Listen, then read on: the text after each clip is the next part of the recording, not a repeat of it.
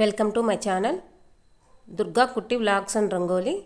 ఈరోజు మటన్ కీమా ఎలా చేయాలో చూద్దాం. 1 kg మటన్ తీసుకున్నాను. శుభ్రంగా వాటర్తో క్లీన్ చేసుకొని పక్కన పెట్టేసుకోవాలి. నా స్టైల్లో మటన్ కీమా ఎలా చేయాలో చూద్దాం. చాలా టేస్టీగా ఉంటుంది.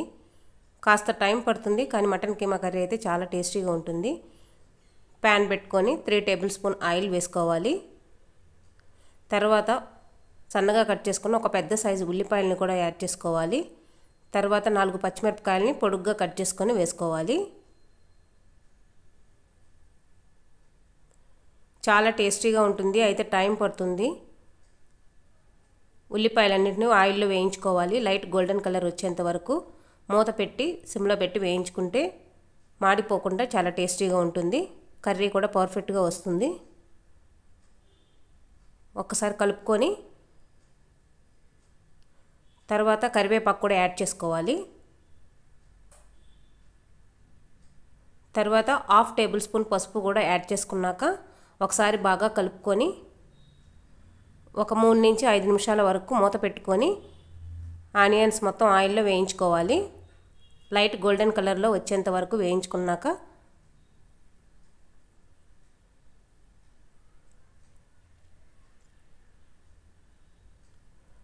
ఉల్లిపాయలు అయితే బాగా వేగిపోయింది. ఇప్పుడు సన్నగా కట్ చేసుకున్న ఒక పెద్ద సైజు టమోటాలను కూడా యాడ్ చేసుకోవాలి. మటన్ కీమాలో చాలామంది టమోటాలను యాడ్ చేయరు, నేనైతే టమోటాని యాడ్ చేస్తాను. టమోటాని యాడ్ చేయడం వల్ల కర్రీ ఇంకా చాలా టేస్టీగా ఉంటుంది.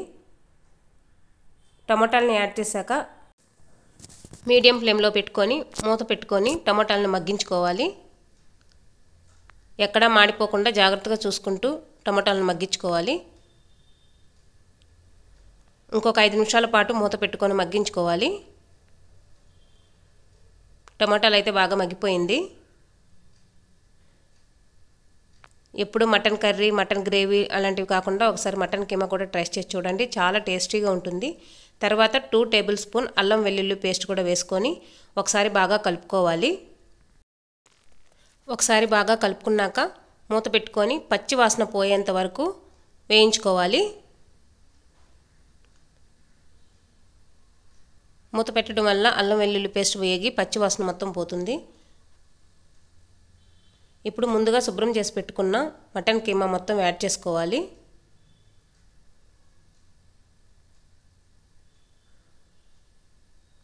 మటన్ కీమా యాడ్ చేసుకున్నాక ఒకసారి బాగా కలుపుకోవాలి. కాస్త టైం పడుతుంది కర్రీ రెడీ అవ్వడానికి, అయితే కర్రీ అయితే చాలా రుచిగా ఉంటుంది.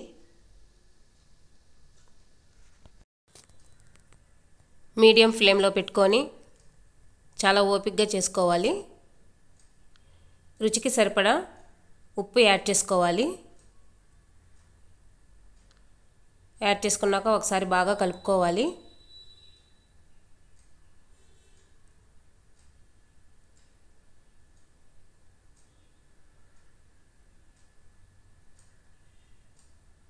మూత పెట్టుకొని 15 to 20 మినిట్స్ వరకు ఉడికించుకోవాలి. మటన్ కీమా అనేది వాటర్ మొత్తం బయటకు వస్తుంది.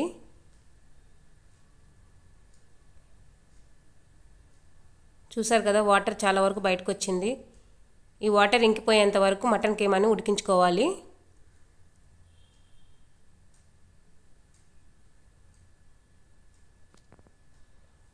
చాలా వరకు ఉడికిపోయింది మటన్ కీమా.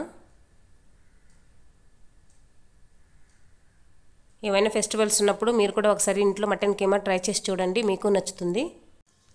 అలాగే నా ఛానల్లో చాలా కుకింగ్ వీడియోస్ ఉన్నాయి. ఈ వీడియో కనుక నచ్చినట్లయితే నా ఛానల్ ఓపెన్ చేయండి. వీడియోస్ ఓపెన్ చేసి ఒకసారి చూసి నచ్చినట్లయితే లైక్ చేసి మీ ఫ్రెండ్స్కి షేర్ చేసి సబ్స్క్రైబ్ చేసుకోండి. ఇప్పుడు 2 టేబుల్ స్పూన్ గరం మసాలా వేసుకోవాలి. 2 టేబుల్ స్పూన్ ధనియాల పొడి వేసుకోవాలి. 3 టేబుల్ స్పూన్ కారపొడి వేసుకొని ఒకసారి బాగా కలుపుకోవాలి. ఈ మసాలా మొత్తం మటన్కి బాగా పట్టేటట్టు సిమ్లో పెట్టుకొని కలుపుకోవాలి.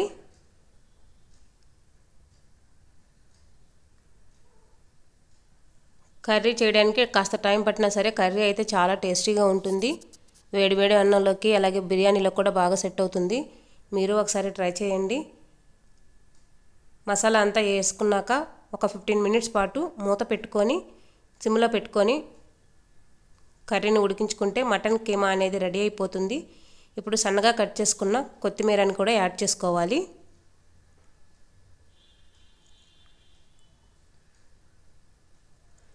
కొత్తిమీరని యాడ్ చేసుకున్నాక ఒకసారి బాగా కలుపుకోవాలి.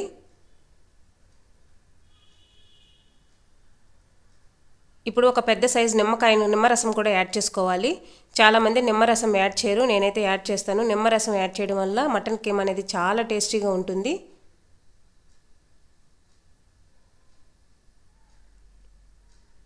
ఇప్పుడు ఒక 5 నిమిషాల పాటు సిమ్లో పెట్టుకొని మూత పెట్టుకొని ఉడికించుకుంటే ఎంతో టేస్టీగా ఉండే మటన్ కీమా రెడీ అయిపోయింది.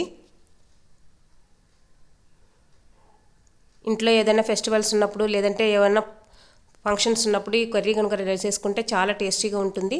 ఈ వీడియో కనుక మీకు నచ్చినట్లయితే లైక్ చేయండి, షేర్ చేసుకోండి, సబ్స్క్రైబ్ చేసుకోండి. బెల్ ఐకాన్ని ప్రెస్ చేయడం మర్చిపోవద్దు.